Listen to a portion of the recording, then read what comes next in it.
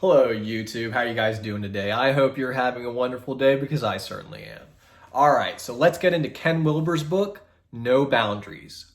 And we're going to specifically focus on two mystics, R.M. Buck, who distinguishes three types of consciousness. First, he talks about simple consciousness, which is shared by both animals and man. Then he talks about self-consciousness, which is only within man, which involves reason, imagination, skepticism, analysis, those qualities. And then he talks about cosmic consciousness, which is the new humanity, a humanity that recognizes their fundamental unity with reality. So yeah, that's what I wanted to do. And I also want to talk about Thomas Traherne. He's an English poet who wrote in the 1600s, and he was a mystic of the highest order. I mean, he talks about bliss.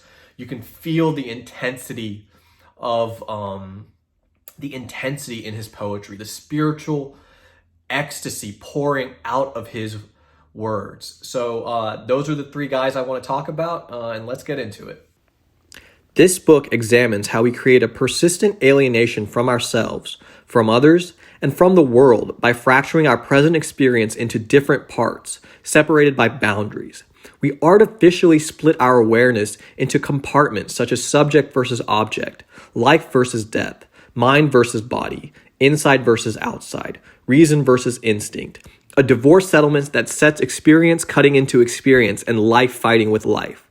The result of such violence, although known by many other names, is simply unhappiness. Life becomes suffering, full of battles. So what is Ken saying here? The operative word is artificial in this paragraph. The distinction between life and death and reason and instinct and inside versus outside is an artificial construct. God is not separate from his creation. God is his creation. So that's what I want to talk about. Let's get into the next paragraph and we will see what R.M. Buck says about spiritual ecstasy.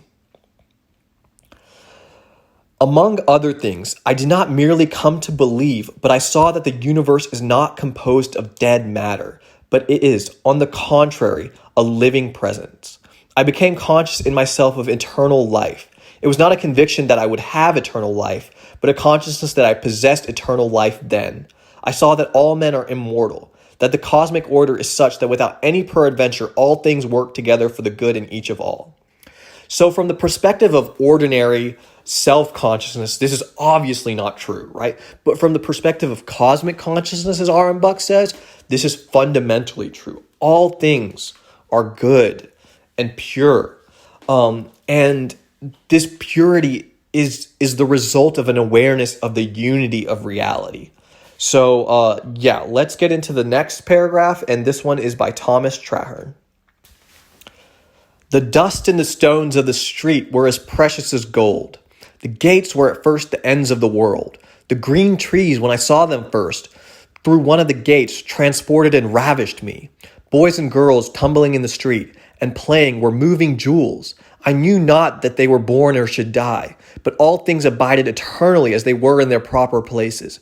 Eternity was manifest in the light of day. So what's the operative word in this paragraph? Eternity and proper. Everything is proper and eternal in the light of cosmic consciousness. I'm going to skip Ken Wilber's discussion of William James. I'll save that for a later video. So let me read this.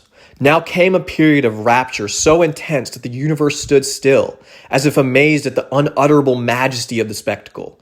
Only one in all the infinite universe, the all-loving, the perfect one. In that same wonderful moment of what might be called supernal bliss came illumination.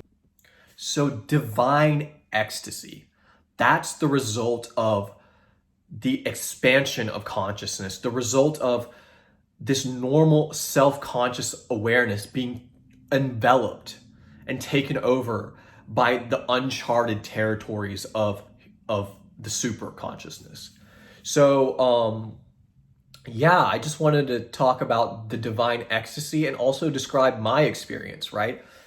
This was a long time ago, but I had an inner vision of bliss, of the highest order of bliss, and everything was one in that awareness, right? I had this vision of the dualities of reality merging together into one.